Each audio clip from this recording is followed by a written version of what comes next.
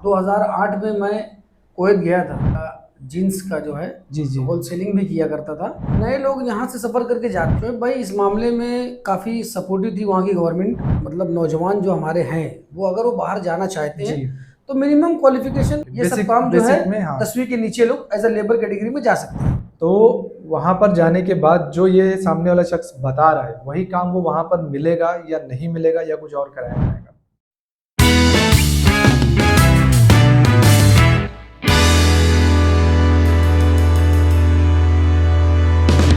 अस्सलाम वालेकुम। वो कहते हैं ना, give a man a fish and he will eat it for a day and teach him how to catch a fish and he will eat for the entire life. इसका मतलब ये है कि इंसान को आप एक दिन का खाना दे दो, वो एक दिन खा लेगा, लेकिन आप उसे खाना या रोज़ी कमाने का ज़रिया बता दो और आपने उसकी ज़िंदगी भर के खाने का इंतज़ाम कर दिया। इसी सोच के साथ हमारी अबू बकर सिद्दीक सोसाइटी ने एक प्रोजेक्ट स्टार्ट किया है, वर्ल्ड मुस्लिम इकोनॉमिक फेडरेशन WMEF, जिसके अंदर हम लोग मुस्लिमों को तिजारत और उनके रोज़गार मुहैया कराने में मदद करते हैं और जितने भी मुस्लिम बिजनेसमैन हैं उनको आपस में जोड़कर एक प्लेटफॉर्म पर लाकर हमारे WMEF के प्लेटफॉर्म के जरिए उनके बिजनेस को ग्रो करने में उनकी मदद करते हैं, एक दूसरे को आपस में जोड़कर। इसी सिलसिले की एक कड़ी हमारा ये पॉडकास्ट है जो कि आज से हम अल्हम्दुलिल्लाह स्टार्ट करने जा रहे हैं, जिसके अंदर हम एक्सपर्ट्स को बुलाकर और वो जिस फील्ड के एक्सपर्ट हैं उस फील्ड की मालूमात आपको उनके जरिए ही पहुंचाने की कोशिश करते हैं। तो आइए स्टार्ट करते हैं आज का हमारा पॉडकास्ट और खुशामदीद कहते हैं हमारे आज के मेहमान को, जो कि जिनकी शख्सियत किसी तारुफ की मोहताज नहीं है। जितनी अच्छी इनकी शख्सियत है उतना ही अच्छा इनका नाम है, हमारे चांद अंसारी भाई। तो चांद भाई, बहुत बहुत खुशामदीद कहता हूँ मैं आपको हमारे पॉडकास्ट में। बहुत बहुत शुक्रिया शोएब भाई आपका यहाँ पे मुझे बुलाने का। तो साथियों, ये हमारे चांद भाई, इनका मुख्तसर सा तारुफ मैं आप लोगों के सामने बयान करता हूँ। चांद भाई गल्फ़ में रह चुके हैं, काफ़ी साल गल्फ़ में थे, ये कुवैत में भी थे, सऊदी अरब में भी रह चुके हैं और आने के बाद में अल्हम्दुलिल्लाह भिवंडी में इन्होंने अपनी खुद की मैन पावर कंसल्टेंसी स्टार्ट की है अम्मार इंटरप्राइजेस के नाम से, जिसमें ये लोगों को हेल्प करते हैं बैरून मुल्क जा करके अब्रॉड में जॉब हासिल करने के लिए या वहाँ पर सेटल होने के लिए। तो आज हम इनसे इसी टॉपिक पर गुफ्तगू करेंगे कि जो हमारे बच्चे नौजवान जो बाहर जाना चाह रहे हैं, जो बैरून ममालिक में जाना चाह रहे हैं या वहाँ पर सेटल होना चाहते हैं या बिजनेस वगैरह स्टार्ट करना चाहते हैं, तो वो किस तरीके से कर सकते हैं, या वहाँ पर जाने के बाद में जो स्कैम वगैरह लोगों के साथ में होता है आप उसको कैसे अवॉइड कर सकते हैं, या अगर किसी को ये बिजनेस स्टार्ट करना है तो वो कैसे कर सकता है। तो इन्हीं सब बातों पर आज हम चांद भाई के साथ में गुफ्तगू करेंगे। तो आइए आगाज़ करते हैं बात का। चांद भाई, सबसे पहले आप हमें अपनी ज़िंदगी के बारे में थोड़ा सी कुछ बताएं कि आप, जैसे आपका जो स्कूल का जो सफ़र था, हम लोग साथ में ही पढ़ा करते थे, तो वहाँ से लेकर के अब तक के सफ़र के बारे में थोड़ा सा हमारे नाज़रीन को बताएं। जी शोएब भाई, मैं जैसे कि हम लोग साथ में रहे हैं, मैं समधिया से ही अपना 10th क्लियर किया हूँ, 12th भी वहीं से क्लियर किया और उसके बाद जो है मैं बॉम्बे में अपना ग्रेजुएशन कंप्लीट करके फिर वहाँ से मैं वीज़े के लिए अप्लाई किया था कुवैत जाने के लिए पहली बार।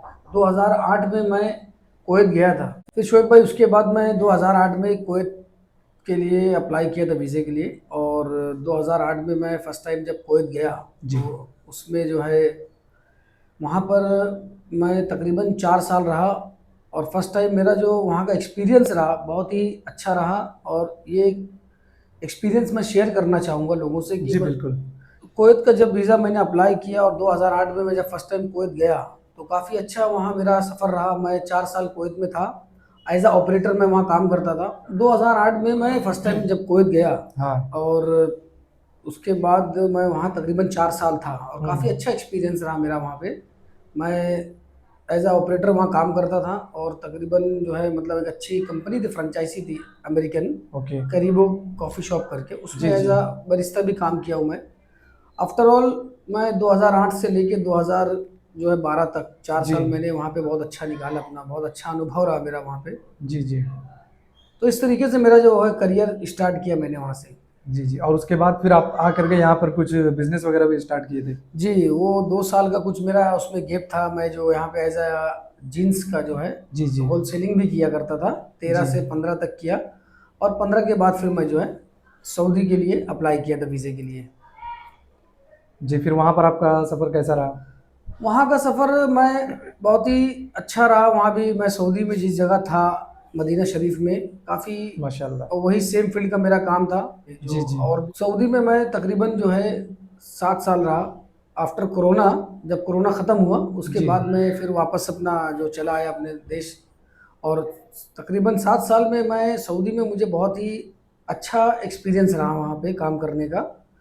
इस तरीके से मैंने अपनी जर्नी कंप्लीट की। और वापस आने के बाद आप जो है अभी अम्मार इंटरप्राइजेज रन कर रहे हैं। जी बिल्कुल बिल्कुल। जी।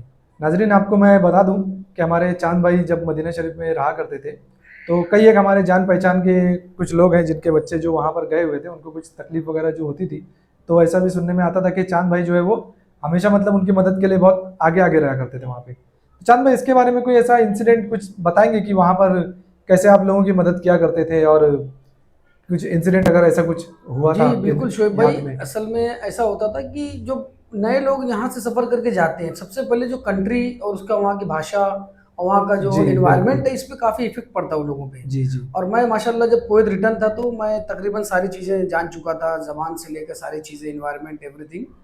तो ऐसे बहुत से मामलात थे, जैसे कि कुछ आसामी लोग, मतलब आसाम के थे, कुछ उड़ीसा से थे, कोई मालेगांव का था, जी, ऑल ओवर जी। इंडिया, यूपी से भी कुछ लोग थे जो नए थे, जिनको वहाँ पे भाषा की तकलीफ होती थी। तो कुछ बातें जो है अपने मैनेजर और अपने बॉस तक पहुँचाने के लिए उनको तकलीफें आती थी, और ऐसे कई मरहले में उनको मैं सपोर्ट करता था, क्योंकि मुझे वो चीज़ें पता हुआ करती थी। जी, जी। तो ऐसे कई चीज़ों में मैं लोगों को सपोर्ट भी करता था, उनकी बातें वहाँ तक पहुँचाता था। कई जो मसले रहे, कोई हाजी आए या कोई जैसे कि उम्रा करने आता था, उनको भी मैं बाकायदा सपोर्ट करता था वहाँ जी, पे। जी। एज़ एन इंटरमीडिएटर आप उनकी यस, हेल्प किया मैंने करते काफ़ी थे। वहाँ पे काम किया लोगों के जी, लिए। बढ़िया, बढ़िया। तो जैसा कि आपने जो बताया चाँद भाई कि कोरोना काल जो आया था, कोविड, ये एक ब्लैक चैप्टर पूरे वर्ल्ड के लिए है। जी तो उस समय वहाँ पर आप वहीं पर थे, और तो कैसा एनवायरनमेंट वहाँ पर, माहौल कैसा था? सैलरी वगैरह के लिए लोगों को तकलीफ थी, या गवर्नमेंट की तरफ से कुछ हेल्प वगैरह हो रही थी, या कैसा था? शोएब भाई, इस मामले में काफ़ी सपोर्टिव थी वहाँ की गवर्नमेंट, जो हर चीज़ प्रोवाइड करती थी। पेंडेमिक में ये रूल वहाँ पे था, जो सऊदी गवर्नमेंट जो थी वहाँ पे, जी, जी। के मतलब वो लोगों ने एक रूल पास किया था कि जो भी कंपनीज के एम्प्लॉयज़ हैं उनको उनकी सैलरी जी। चालू थी, उनको कोई काम पे अच्छा। जाने की ज़रूरत नहीं थी, उनको फुल पेमेंट मिली है बाकायदा। उनको जो जो पेंडेमिक का टाइम था जी, जी। उनको पे किया गया, और उसी दौरान में ऐसा नहीं कि वहाँ पे लोगों को खाना वगैरह नहीं मिला, सारी चीज़ें गवर्नमेंट ने मैसर की बाकायदा। जब ओके। तक तो इवन मेरा खुद का तजुर्बा रहा है कि मैं खुद काम पे नहीं जाता था, और जी, जी। बाकायदा जो वहाँ के मुकामी लोग हैं और जो वहाँ की जो हुकूमत के लोग हैं, बाकायदा जी, घर जी। तक ला के राशन पहुँचा के जाते थे। माशा तो चाँद भाई, जो हमारे आजकल के जो नौजवान हैं, हमारे कौम के जो लोग जाना चाहते हैं, बैरून मुल्क जा कर के सेटल होना चाहते हैं, या कोई जॉब करना चाहते हैं, तो आपके हिसाब से आज की तारीख में मिनिमम जो डॉक्यूमेंटेशन या एजुकेशन की रिक्वायरमेंट है, वो उनके लिए कितनी होना चाहिए? तो उनके लिए वहाँ पर जा कर के इंडिया की बनिस्बत उधर जाना अच्छा ऑप्शन है? किस वक़्त वो अच्छा ऑप्शन है जाना? शोएब भाई, इसमें देखिए ऐसा है कि जो भी लोग, मतलब नौजवान जो हमारे हैं, वो अगर वो बाहर जाना चाहते जी। हैं तो मिनिमम क्वालिफिकेशन एटलीस्ट कम से कम बंदे के पास, या जो कैंडिडेट जा रहा है ना, उसके पास 10वीं पास होना चाहिए वो। ओके। जी, इतना रहे कि एटलीस्ट वो, उसका पासपोर्ट जो है ना, पासपोर्ट में 2 कैटेगरी होती है, ईसीआर होती है, किसी एनआर होती है। इसमें यही फ़र्क होता है कि अगर जो तालीम याफ्ता लोग होते हैं उनको ईसीएनआर मिलता है, और जो नहीं कम तालीम याफ्ता होता है, जो 10वीं के नीचे होते हैं, उनको जो जी, है जी। ईसीआर पासपोर्ट मिलता है।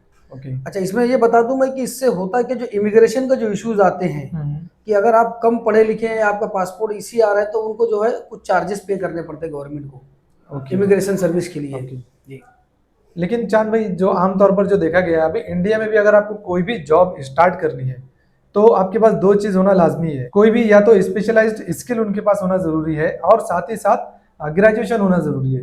तो बाहर जाने के लिए, जैसे कि आप बता रहे हो कि अगर 10वीं पास किया हुआ बंदा है, वो भी बाहर जा सकता है इमिग्रेशन के बगैर, लेकिन अगर वो 10th क्लियर किया हुआ है, तो वहाँ पर जाकर के वो कौन सी सर्विस करेगा? तो जो लोग यहाँ से, जिनका 10th क्लियर है, तो जी। उसके लिए जो अलग अलग कैटेगरीज होती है। एग्जाम्पल, जो 10वीं के लोग हैं, जो 10वीं पास किए, जिनके पास पासपोर्ट ईसीएनआर है, हुँ। जो लोग 10वीं के नीचे हैं, जिनको कंप्लीट उनकी 10वीं नहीं हुई है, जी, वो जी। जो है लेबर कैटेगरी में जा सकते हैं। वहाँ ओके। पे एज ए हेल्पर काम कर सकते हैं, हाउस ड्राइविंग में जा सकते हैं, और भी काम है वहाँ पे जो उस तरीके से, उसमें जो 10वीं के नीचे लोग हैं वो लोग उसमें कर सकते हैं काम। जैसे और भी मतलब हेल्पर, मतलब जैसे क्या घरेलू नौकर हो गए या हाउस बॉय में हाउस बॉय में जा सकता है, एज अ ड्राइवर जा सकता है, और कुछ रेस्टोरेंट फील्ड है जिसमें उनको एज अ मतलब स्टीवर्ड, जो बर्तन धोने का जो काम होता है वो हो हाँ गया, जी क्लीनर के जी काम में जा सकता है वो। ओके ओके ओके ये सब काम जो है बेसिक में हाँ 10वीं के नीचे लोग एज अ लेबर कैटेगरी में जा सकते हैं। ओके। और जो 10वीं पढ़े हुए हैं फिर उनके लिए क्या मौके वहाँ पर होते हैं? 10वीं के बाद शोएब भाई जो लोग जाना चाहते हैं वो तो अपने अंदर ऐसी कुछ स्किल ले लें, जैसे कि लाइक वेल्डर हो गया, प्लम्बर हो गए, इलेक्ट्रिशियन हो गए, और एक होता है कि इंडस्ट्रियल इलेक्ट्रिशियन हो गए। इन सब चीज़ों में वो यहीं से कहीं अच्छी जगह से कोर्स कर लें।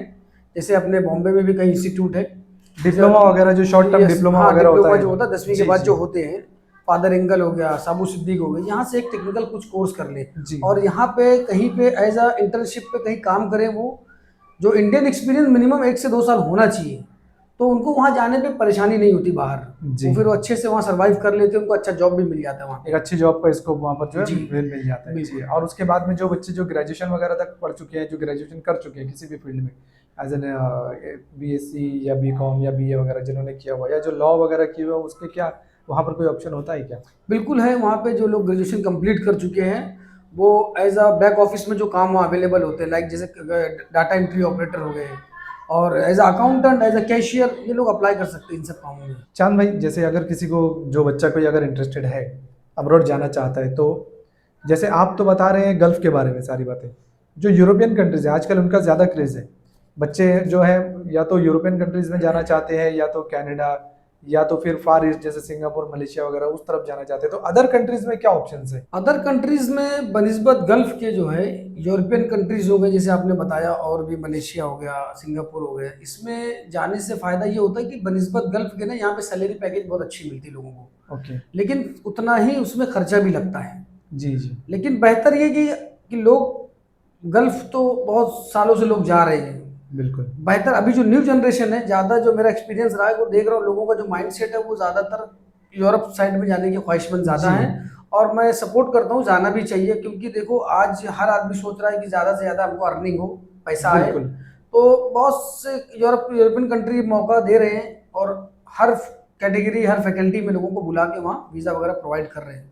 जी। मतलब इंसान अगर अपना एक शख्स अपने घर बार और फैमिली छोड़ करके अपनी जवानी के वो जो जो गोल्डन ईयर्स अपनी ज़िंदगी के अगर वो लगा रहा है, तो उसे जितना अच्छा हो सके उतना अच्छी जगह पर जाना चाहिए और ज़्यादा से ज़्यादा कमाने की कोशिश करनी चाहिए। बिल्कुल आपका बिल्कुल बोलने का मतलब ऐसा है बिल्कुल। जी चांद भाई। तो और बचपन से जो हम लोग ऐसा सुनते आए हैं कि पहले सऊदी या ऐसे गल्फ कंट्री का बोलकर दुबई का बोल के लोगों को बैठाते थे जहाज़ में और ले जाके कहीं दूसरी जगह पर छोड़ देते थे, और ऐसे जो स्कैम वगैरह जो जी करते थे, जी जी तो बचपन में हम लोग सुनते थे अलीबाग ले जाके छोड़ दिए, और बिल्कुल बिल्कुल। आज भी ऐसा होता है। हम्म। इवन अभी कल ही एक इंस्टाग्राम पर एक व्हाट्सएप पर एक मैसेज आया था, इंस्टाग्राम रील थी जिसमें एक मुंबई का जो बच्चा है वो गया हुआ था, उसको ईरानी लोग के साथ कोई टैंकर पे कोई छोटा सा शिप है वहाँ पर ले जाके छोड़ दिए और स्कैम हो गया उसके साथ में, और वो रो रो करके वीडियो बना रहा था कि हेल्प कीजिए मेरी। तो ये आज भी इतना टेक्नोलॉजिकल एडवांसमेंट होने के बावजूद भी बच्चों के साथ में ऐसा क्यों हो रहा है आज की तारीख में?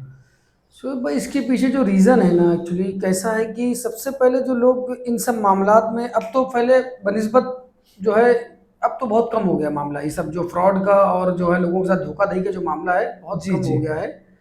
अब बहुत रेयर केस में आते हैं वैसे।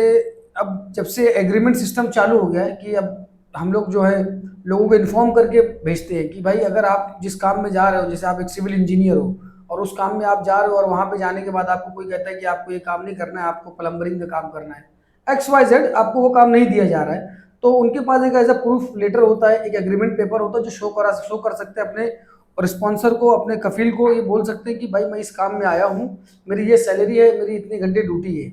और वहाँ पे बाकायदा लेबर कोर्ट है, जिनको अरबी में मकतब अमल भी कहा जाता है, वहाँ जी। जाके आप अपनी कंप्लेन वगैरह दर्ज करा सकते हैं। लेकिन ये तो बात हुई कि जिन लोगों के पास मौका है वहाँ जाने का, या जो ऑलरेडी वहाँ पर चले गए और जी। उनके साथ में ऐसा हुआ, वो लोग या ये सारे ऑप्शंस उनके लिए अवेलेबल है। जो लोग यहाँ से जाना चाहते हैं बैरून मुल्क, आदमी को सबसे ज़्यादा डर इसी बात का होता है कि इतना पैसा जब मैं दे रहा हूँ किसी एजेंट को, तो वहाँ पर जाने के बाद जो ये सामने वाला शख्स बता रहा है वही काम वो वहाँ पर मिलेगा या नहीं मिलेगा या कुछ और कराया जाएगा, जो कि आज हो रहा है। जी। उससे कैसे बच सकता है सामने वाला? सबसे पहले कोशिश करें कि जिससे भी काम आप करा रहे हैं, जिस ऑफिस से या जिस बंदे से या जिस एजेंट से आप काम करा रहे हैं, जी। उसका बैकग्राउंड चेक करें। और जी। वो कितने लोगों को भेजा हुआ है और किस ऑफिस से वो काम कर रहा है, वो सारी चीज़ें आप पूछ सकते हो उससे। एक रजिस्टर्ड ऑफिस से काम करने से यही फ़र्क पड़ता है कि आपके साथ फ्रॉड के जो चांसेस हैं वो कम होते हैं। ये हर आदमी सोचता है मैं इतना पैसा लगा रहा हूँ कि वहाँ जाने के बाद मेरा काम होगा या नहीं होगा, या वो काम मुझे मिलेगा या नहीं मिलेगा। तो शराइत इसकी यही है कि आप जिससे भी काम करा रहे हैं, सबसे पहले उस बंदे के बारे में जानो, समझो, वो कितने लोगों को भेजा है, वो किस ऑफिस से जुड़ के काम कर रहा है, क्या वाकई में वो जेन्युइन है या नहीं। जी बिल्कुल। तो नाजरीन, आई होप कि आप लोगों को हमारा ये पॉडकास्ट अच्छा लग रहा होगा और आपको काफ़ी कुछ इससे सीखने के लिए भी मिल रहा होगा। तो अगर आपको ये हमारा वीडियो अच्छा लग रहा है तो प्लीज़ हमारे चैनल को सब्सक्राइब करें, इस वीडियो को लाइक करें और अपने दोस्तों के साथ में अपने सारे ग्रुप्स में शेयर भी करें। इससे हमारी हौसला अफजाई भी होगी और जो लोग बैरून मुल्क जाने के ख्वाहिशमंद हैं उनकी हेल्प भी होगी। बिल्कुल चांद भाई, तो जो लोग बैरून ममालिक जाना चाहते हैं तो उसका प्रोसेस क्या होता है, कैसे वो अच्छी नौकरी इंडिया में हासिल कर सकते हैं किसी बैरून मुल्क की? इसका तरीका ये है कि जो आजकल जो न्यूज़पेपर है और जो व्हाट्सएप ग्रुप्स वगैरह हैं जिस पे काम आता है, लोगों को पता चलता है कि फला कंट्री में ये काम अवेलेबल है।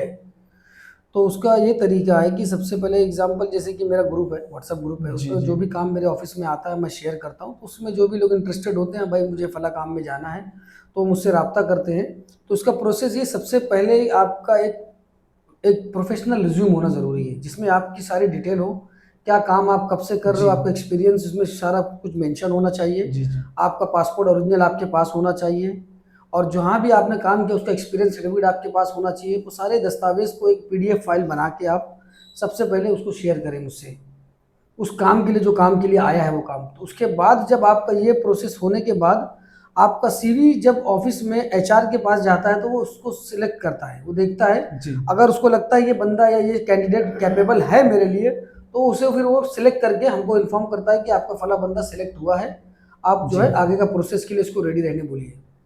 जी बिल्कुल। फिर उसके बाद आगे का प्रोसेस क्या होता है? फिर उसके बाद जब उसका सिलेक्शन हो जाता है तो उसको हम इंटरव्यू के लिए बुलाते हैं। जी आजकल जो इंटरव्यू है दो तरीके से होता है, क्योंकि बंदे जो है ज़्यादातर एक जगह पे नहीं होते, कोई यूपी में है, कोई बिल्कुल कलकत्ता में बिल्कुल है, कोई बिल्कुल। आउट ऑफ सिटी होते हैं। जी तो मोस्टली हम लोग जो है जूम पे या गूगल मीट पे इसका इंटरव्यू करवाते हैं। जी तो उसमें जब सिलेक्शन इंटरव्यू के वक्त ही उनको सारी चीज़ें बता दी जाती है कि आपकी सैलरी वगैरह क्या रहेगी, कितने कितने घंटे आपको वहाँ ड्यूटी करना है, और वीकली ऑफ क्या रहेगा, आपको सारा तफसील जो ए से लेकर जेड तक उनको बता दिया जाता है। और उसी वक्त फिर उनको जो है जो आगे का जो प्रोसीजर के लिए, लाइक जैसे मेडिकल करना है आगे, जी जब सिलेक्शन हो गया, इंटरव्यू क्लियर कर लिया आपने, फिर आपका पासपोर्ट या आपका कुछ एडवांस के तौर पे देना होता है।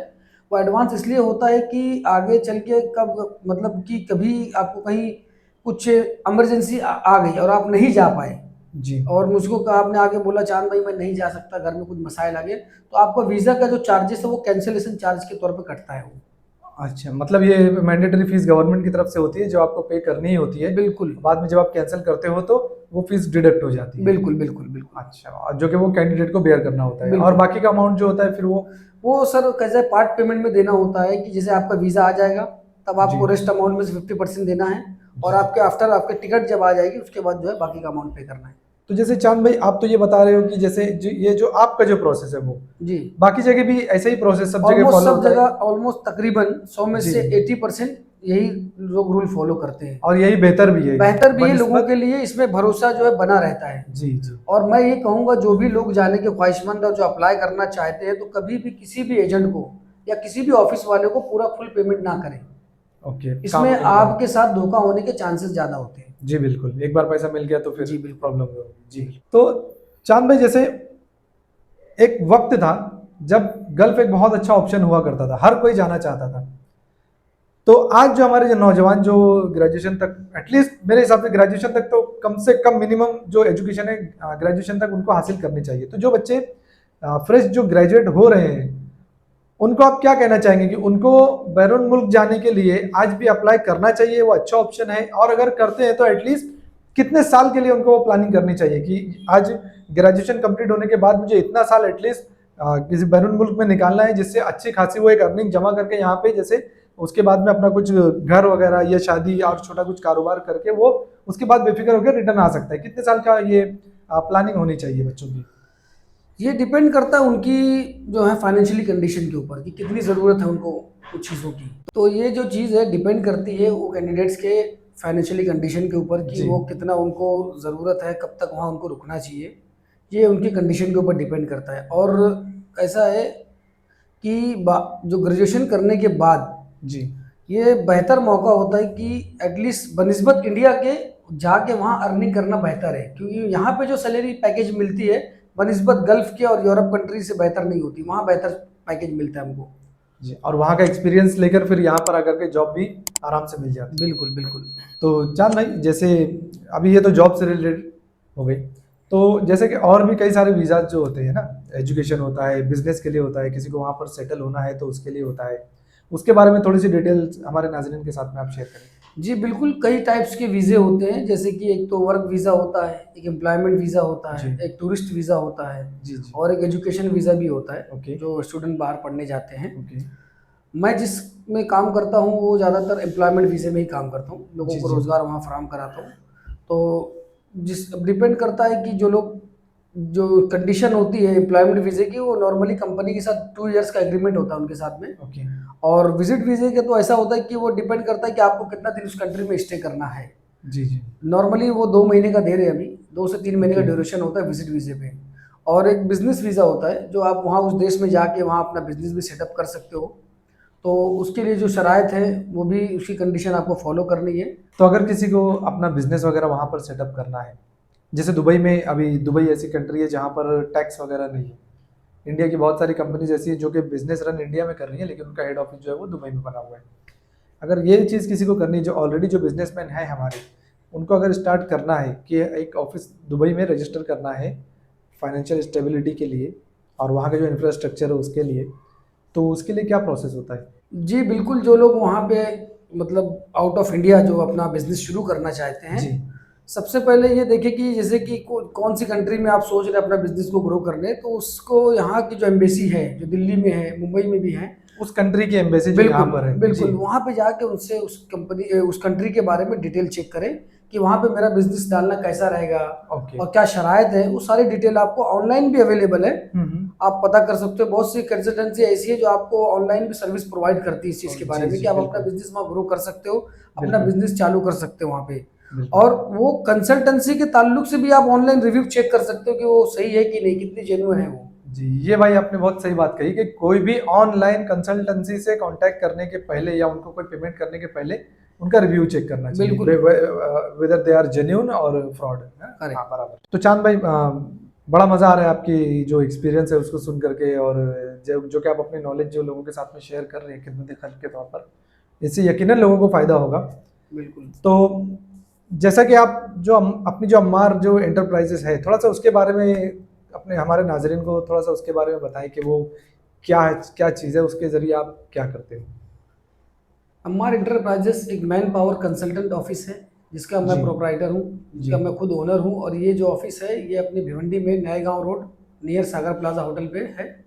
और यहाँ से वो सारे काम लोगों को किए जाते हैं जो लोग बाहर जाने में इंटरेस्ट रखते हैं, चाहे वो यूरोप हो चाहे वो गल्फ हो। तो अच्छा, आप मुझसे सारी रब्ता, सर्विसेज उनको प्रोवाइड बिल्कुल कराते बिल्कुल हैं? मुझसे रब्ता कर सकते हैं। जी और जो लोग मुझसे जुड़ के ये काम करना चाहते हैं कि मैं भी ये काम शुरू करना चाहता हूँ। जी। चांद भाई, ये बड़ा अच्छी बात कही आपने कि बहुत से लोग ऐसे हैं जो गल्फ में हैं, जो वापस आ करके यही काम जो है वो स्टार्ट भी करना चाहते हैं, और उसके अलावा भी काफ़ी लोग जो यहाँ पर टूर्स एंड ट्रैवल्स का जो बिजनेस कर रहे हैं वो लोग भी चाहते हैं कि मैन पावर कंसल्टेंसी को स्टार्ट किया जाए। तो थोड़ा सा हमारे नाजरीन को इसके बारे में भी आप आगाही दें कि मैन पावर कंसल्टेंसी अगर किसी को स्टार्ट करना है तो सबसे अच्छा तरीका, सबसे आसान रास्ता कौन सा है, और इसके लिए जो रिक्वायरमेंट जो है, जैसे कैपिटल रिक्वायरमेंट, इसके अलावा जो डॉक्यूमेंटेशन वगैरह है, प्रोसेस, रजिस्ट्रेशन, कैसे क्या इसके चार्जेस और इसका प्रोसेस के बारे में हमारे नाज़रीन को बताएं। जी बिल्कुल, इसका प्रोसेस का तरीका यही है कि जो लोग अगर हैं जो इस चीज़ लाइन में आके काम शुरू करना चाहते हैं मैन पावर कंसल्टेंसी का, जी तो इसका सबसे अच्छा ये है कि सबसे पहले एक तो ये बात है कि आपको उस ऑफिस से जुड़ना है जो गवर्नमेंट के अथोराइज्ड हो, जो गवर्नमेंट से रजिस्टर्ड हो। ओके, इसके सबसे भी पहली चीज़, गवर्नमेंट से इसका सर्टिफिकेट वगैरह कुछ बिल्कुल हासिल बिल्कुल, करना आप पड़ता है? उससे ही जुड़ के काम करें जैसे मैं करता हूँ। अच्छा बिल्कुल। हाँ, आप उनके पास जाइए। कुछ ऑफिसेज जो हैं वो कुछ अमाउंट रिक्वायर करती हैं एज अ डिपॉजिट के तौर पे, क्योंकि वो एक एज अ सिक्योरिटी अमाउंट लेके रखती हैं अगर आप उनके साथ काम करना चाहोगे तो वो अच्छा, अमाउंट अच्छा। उनके ऊपर डिपेंड करता है, ऑफिस वालों पे, वो क्या आपको जो भी अमाउंट बोले। ये गवर्नमेंट फीस के अलावा है। ये गवर्नमेंट फीस के अलावा है। जी। और इसके अलावा आपके जो मैंडेटरी जो डॉक्यूमेंट्स हैं, लाइक पैन कार्ड, आधार कार्ड, और आपका जो भी शॉप, या अगर आप कहीं अपनी ऑफिस चालू कर रहे हो तो उसका जो रेंट रेंट एग्रीमेंट है, उसकी जी, जी। लाइट बिल है, ये सब आपको वहाँ पे जमा करनी पड़ेगी। अच्छा। एज ए रजिस्टर्ड कराना पड़ेगा प्रूफ। अपने ऑफिस को, एज अ प्रूफ के तौर पे, कि ताकि आगे चल के लोगों के साथ धोखाधड़ी ना हो, लोग फ्रॉड के चांस उसमें ज़्यादा ना गिरे। तो आपका कहने का मतलब ये है कि अगर किसी को ये काम स्टार्ट करना है तो उसके लिए ऑफिस का होना जो है वो जरूरी है, बहुत क्योंकि उसको ज़रूरी, अपने बिल्कुल। डॉक्यूमेंट जो है वहाँ पर सबमिट करना होता है। कोई घर से ये काम करना स्टार्ट करना चाहे, जैसे हमारी कई खवातीन जो चाहती है इस काम में, अगर वो इंटरेस्टेड है तो वो घर से ही स्टार्ट कर सकती है, या ऐसा कोई ऑप्शन नहीं है? नहीं, ऐसे देखो, घर से ये एक्चुअली ये जो काम है ना मैन पावर कंसल्टेंसी का, ये पूरा ट्रस्ट पे चलता है, पूरा भरोसे जी। का काम है। इसमें मैंडेटरी है कि आपके पास एटलीस्ट ऑफिस होना चाहिए, ठिकाना आपका होना चाहिए, ताकि लोग का राब्ता आपसे हो सके। आज जो लोग देखते हैं कि आपके पास से, आप किस ऑफिस के से जुड़ के काम कर रहे हैं, आपकी खुद की ऑफिस है कि नहीं, आप वो एफोर्ड कर पा रहे हो कि जी, नहीं, जी। ये बहुत ज़रूरी है। ऐसे इस तरीके से अगर मैं बोलूँ कि भाई कोई अगर लेडी या कोई घर की ख्वातीन अगर वो घर से बैठ के काम करें, तो इसमें जो है ना, जो एक भरोसे की जो कड़ी है ना, वो टूट जाती है यहाँ पे, वो भरोसा बन नहीं पाता। इसमें जी। यह है कि आपकी खुद की एक ऑफिस का होना बहुत ज़रूरी है। और आप इस सिलसिले में कैसे लोगों की मदद कर सकते हैं, अगर कोई भिवंडी में या बाहर कोई अगर स्टार्ट करना चाहे ये बिजनेस? तो जैसे आप हमारे WMEF के प्लेटफॉर्म से जुड़े हुए हैं, और जी, हमारा जो वर्ल्ड मुस्लिम इकोनॉमिक फेडरेशन जो हमारा प्रोजेक्ट है, उसका मकसद ही यही है लोगों की रोजगार में उनकी मदद करना, उनको गाइडेंस देना, उनको सेम माइंडेड लोग जो है, एक ही बिजनेस से जो लोग हैं उनके नेटवर्किंग करने में उनकी हेल्प करना, क्योंकि मुसलमान जो है आज जो है वो ग्लोबल जो है वो कम्युनिटी है। बिल्कुल, हम लोग जैसे बोलते हैं कि इंडियन मुस्लिम, पाकिस्तानी मुस्लिम, श्रीलंकन मुस्लिम, बांग्लादेशी मुस्लिम, वो हम लोग आपस में एक दूसरे को बांटे हुए हैं ना, कोई अरबी है, बिल्कुल, कोई बिल्कुल, इंग्लिश है, कोई गोरा काला, ऐसे बांटे हुए हैं। लेकिन हमारी नज़र में ऐसा है कि अगर हम मुस्लिम हैं तो हम पूरे वर्ल्ड में एज अ मुस्लिम अपनी जो है वो एक दूसरे से कनेक्ट हो सकते हैं, और बिल्कुल। तिजारत जो है इसका बेहतरीन जरिया है लोगों को जोड़ने का। जी, जी। तो इस मकसद को लेकर हमने जो WMEF चालू किया, जिसके आप भी मेंबर हैं, तो अगर कोई आपकी हेल्प चाहे, इस बिजनेस को स्टार्ट करना चाहे, इसमें अगर इंटरेस्टेड है, जी, जी। तो आप उसकी कैसे हेल्प कर सकते हैं? बिल्कुल, इसमें देखिए हेल्प की जो बात है, मैं तो अल्हम्दुलिल्लाह आपके अबू बकर सिद्दीक सोसाइटी से जुड़ा हूँ, और मैं तो इसमें जो है लोगों को हेल्प भी करने की कोशिश करता हूँ कि जो लोग इस फील्ड में आना चाहते हैं, जी, तो उनको जो है मैं मुझसे जुड़ने के लिए जो मेरे शराइत है, जो मैं तरीका रखा हूँ कि भाई सबसे पहले आप आके मुझसे मिले, जी, और अपना जो है पैन कार्ड वगैरह जो है, मेरा एक फॉर्म होता है ऑफिस का, वो आप फिल जी, करें उसको। फिर उसके बाद जो आगे का ऑफिस का प्रोसेस है उसको फॉलो करना है आपको, तभी आप मुझसे काम कर सकते हैं। और मैं ये भी चाहता हूँ कि जैसे कि मैं सोशल वर्किंग में भी बहुत से रहा हूँ, करता भी रहता जी, हूँ, अभी जी, एक्टिव ही हूँ। तो ताकि लोगों को ये रहे कि एक as a Muslim ji, community जी। हम लोग जो काम कर रहे हैं लोगों के लिए, तो उनको मैं सपोर्ट करना चाहता हूँ कि इस लाइन में भी स्कोप है, आप आगे अपना यहाँ करियर बना सकते हैं, एज अ बिजनेस इसको ग्रो कर सकते हो आप। जी, बिल्कुल अच्छी बात कही। तो मैं हमारे नाज़रीन को एक बात बताना चाहूँगा कि जो चांद भाई जो बात कर रहे हैं कि सोशल वर्क से जुड़े हुए हैं अबू बकर सिद्दीक सोसाइटी, तो आपको ये जानकर खुशी होगी कि चांद भाई हमारी अबू बकर सिद्दीक सोसाइटी के जनरल सेक्रेटरी हैं। तो चांद भाई, जी, किस तरीके से आप उनकी मदद करेंगे? जैसे अगर कोई आपने बताया कि आपसे जुड़कर आपकी ऑफिस का फॉर्म फिल करके बंदा आपके साथ में जुड़ गया, उसके बाद आगे क्या? उसके बाद ये है कि सबसे पहले वो अपना जो है मोबाइल में जो व्हाट्सएप ग्रुप वगैरह है उसमें क्रिएट कर ले, अपने जो ताल्लुकात के लोग हैं उनके जी, पास, उनको उनको टच में करें, और मेरे पास जो भी रिक्वायरमेंट आती है जी, जी, वो मैं उनको शेयर करूंगा। जी, और उसमें जो भी अखराजात लगने वाले, एक्सपेंस आने वाले हैं, क्या क्या डॉक्यूमेंट रिक्वायरमेंट होगा उस पोस्ट के लिए, वो सारी डिटेल्स काम के बारे में मैं उनको बताऊंगा। फिर वो जो है उनके ताल्लुकात में जो भी बंदा जाने के लिए रेडी होगा, वो मेरे जी। ऑफिस तक लेके आएगा। फिर आगे का जो है प्रोसीड में इंटरव्यू है, CV सिलेक्शन है, किस तरीके उसको जाना रहेगा, वो सारा उनको मैं समझाता हूँ। सारा करने के लिए आप उनकी बिल्कुल, हेल्प बिल्कुल करोगे। हेल्प करूँगा। बिल्कुल, तो उम्मीद करते हैं नाज़रीन आपको ये सारी बातें, आपको काफ़ी कुछ इससे सीखने को मिला होगा। तो चाँद भाई, आप आखिरी में मैं आपसे, आपकी जो सोशल वर्किंग की जो लाइफ़ है, माशाल्लाह काफ़ी आप बिज़ी रहते हैं इन सारी चीज़ों में, और लोगों की काफ़ी बढ़-चढ़ कर मदद भी करते हैं। तो थोड़ा-सा हमारे नाज़रीन को इस बारे में बताएँ, सोशल वर्किंग के बारे में थोड़ा-सी बताएँ। मैं यही कहूँगा, मेरी रिक्वेस्ट है लोगों से कि मैं जैसे कि एक जॉइंट से जनरल सेक्रेटरी हूँ अबू बकर सिद्दीक सोसाइटी का, और जो उसमें हमारा एक जो मिशन लेके हम चल रहे हैं जिसका नाम है WMEF, वर्ल्ड मुस्लिम इकोनॉमिक फेडरेशन।